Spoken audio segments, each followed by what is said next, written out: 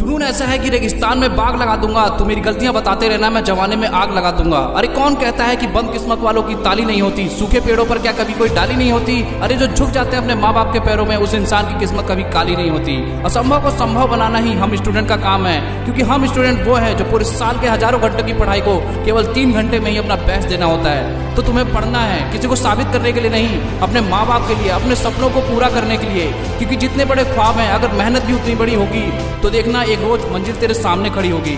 इस दुनिया में आपके आत्मविश्वास से बढ़कर कोई मुश्किल चीज नहीं है, इसलिए खुद को कभी कमजोर मत समझो। आपके हालात चाहे जैसे भी हो, अगर आपको अपनी काबिलियत पर भरोसा है तो किसी भी एग्जाम में 95% लाने से आपको कोई नहीं रोक सकता। और अगर किसी स्टूडेंट के एग्जाम में कम मार्क्स आते हैं तो उसे परेशान नहीं होना चाहिए। कम मार्क्स हमें हताश होने के लिए नहीं, बल्कि भविष्य में बेहतर करने के लिए मोटिवेट करते हैं, क्योंकि ये तो अभी शुरुआत है, अभी तो पूरी जिंदगी बाकी है।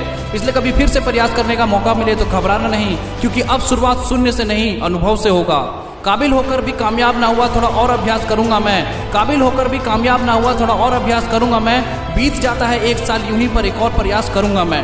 तो हद पार मेहनत करो, किस्मत के भरोसे मत बैठो। किस्मत के दरवाजे पर सिर पटकने से अच्छा है एक्सेल का तूफान पैदा करो, सक्सेस के दरवाजे अपने आप खुल जाएंगे।